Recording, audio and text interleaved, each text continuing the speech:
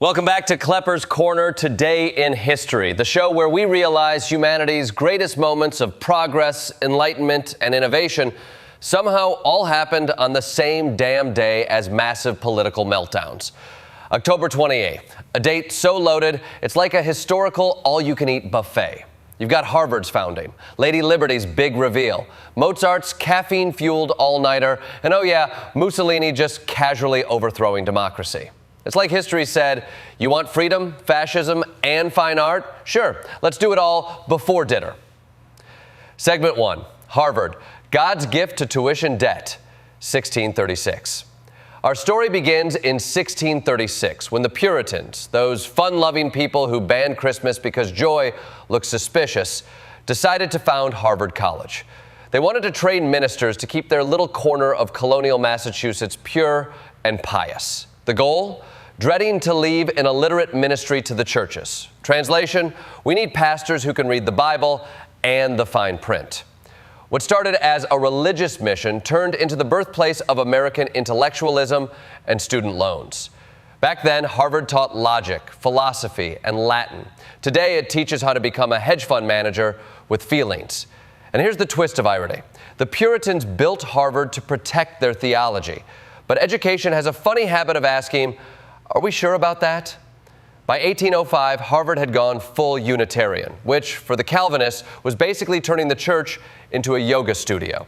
So Harvard's founding gave us not only America's first college, but also its first ideological midlife crisis. Segment 2, the Statue of Liberty, a gift, a symbol, and a giant copper rebrand, 1886. Jump ahead to 1886. France gifts America the Statue of Liberty because nothing says we love democracy like giving your best friend a 150-foot copper woman with a torch. President Grover Cleveland dedicated it with poetic grandeur, declaring liberty's light would pierce the darkness of oppression. A bold claim for a country that had only recently ended Reconstruction and was inventing new ways to suppress voters. Originally, Lady Liberty wasn't about immigration. She was meant to celebrate the end of slavery. There's literally a broken shackle at her feet, a detail modern visitors notice about as often as we notice that our democracy's on fire. But then Emma Lazarus wrote The New Colossus, and suddenly she wasn't just a statue, she was mom. Give me your tired, your poor, your huddled masses yearning to breathe free. And America said, sure, as long as they're not from China, Italy, or anywhere inconvenient. The Statue of Liberty's meaning has evolved with every generation. What began as a French abolitionist's dream turned into a global symbol of hope, proof that, given time, we can turn any ideal into a brand. Segment 3, the Gateway Arch, America's mid-century ego trip, 1965. October 28, 1965. The Gateway Arch in St. Louis was completed. At 630 feet tall, it's America's largest monument, dedicated to westward expansion. It's sleek, shiny, modern, the architectural equivalent of saying, we conquered the West, but make it sexy. Designed by Eero Saarinen, the arch was built with cutting-edge engineering, but it commemorates manifest destiny, the polite term for we took it all and called it progress. It's both futuristic and nostalgic, like if Elon Musk built a Tesla in tribute to a covered wagon. In a way, the arch embodies America's favorite pastime, rebranding our moral ambiguities with better architecture. It's a steel rainbow stretching over the Mississippi, saying, sure, we displaced entire civilizations, but look how symmetrical this curve is. Segment 4, the Volstead Act, because banning fun always works, 1919.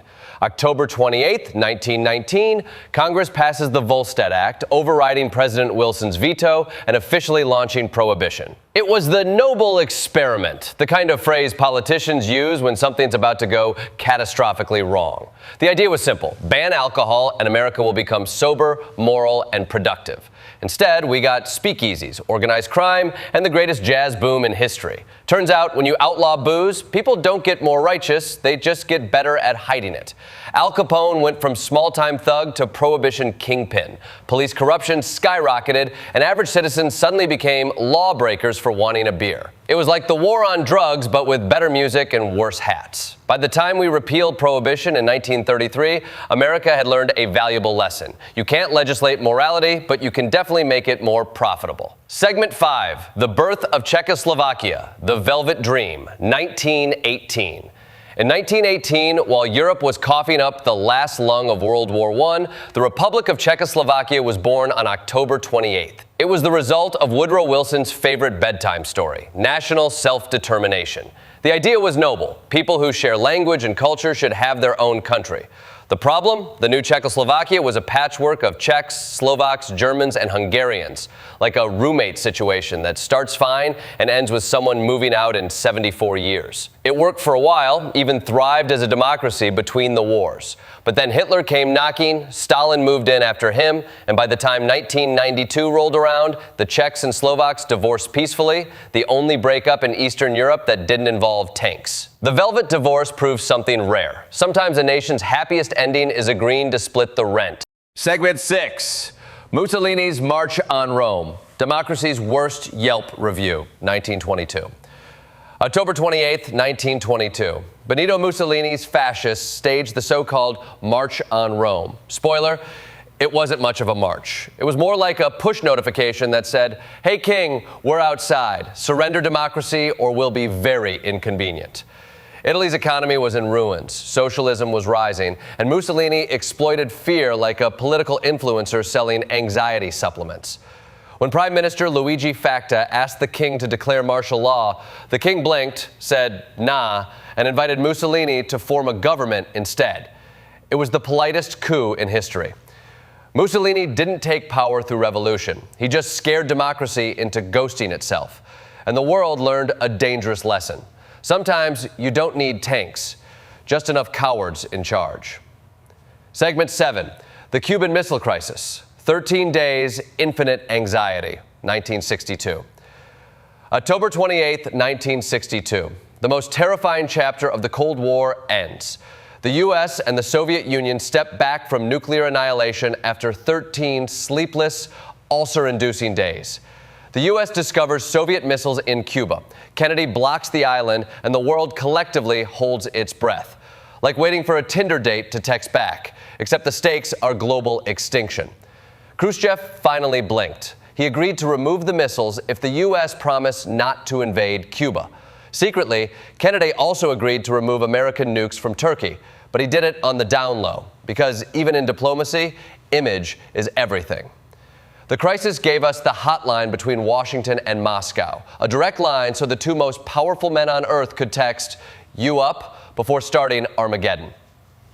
Segment 8, Gulliver's Travels and Mozart, the fine art of genius under pressure. Back in 1726, Jonathan Swift dropped Gulliver's Travels, the literary equivalent of a roast session on all of humanity. Readers thought it was a fun adventure about tiny people and big giants, not realizing Swift was calling everyone idiots. It's like if The Office got assigned in philosophy class. Then in 1787, Mozart, the human energy drink of the 18th century, allegedly wrote the overture to Don Giovanni the night before its premiere. No rehearsal, no sleep, just raw brilliance, and probably several gallons of Viennese espresso. Both men, in their own way, showed that genius is equal parts chaos and caffeine. Swift skewered politics. Mozart seduced immortality with melody. Neither had a Google Calendar, but both hit their deadlines. Barely. Segment 9, Births, Deaths, and the Cycle of Genius. October 28th also gave us, and took from us, some world-shaping minds. John Locke died in 1704, but his ideas lived on in America's DNA. Life, liberty, and a state became life, liberty, and the pursuit of happiness, which sounds catchier on a bumper sticker. In 1914, Jonas Salk was born, the man who cured polio and refused to patent his vaccine.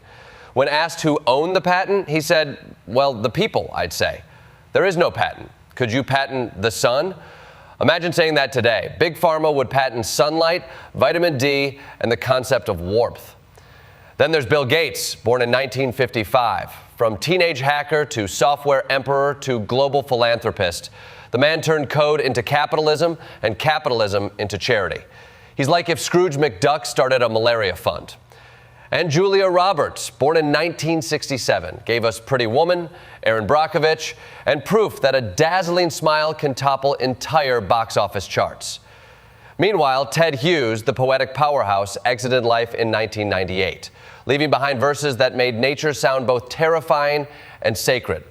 Basically, the planet Earth narrator for the emotionally unstable. In conclusion, so what do we learn from October 28th? That history doesn't come in neat moral packages. On one day, humanity built universities, dedicated symbols of freedom, cured diseases, wrote masterpieces, and also accidentally invented fascism. It's the story of human contradiction. For every Statue of Liberty, there's a March on Rome. For every Mozart overture, there's a missile crisis waiting in the wings. But maybe that's what makes history beautiful. It's never just one note. It's a symphony of brilliance, stupidity, courage, and chaos all happening at once. And on October 28th, it hit every chord. So next time someone says it's just another day, tell them, not on my calendar.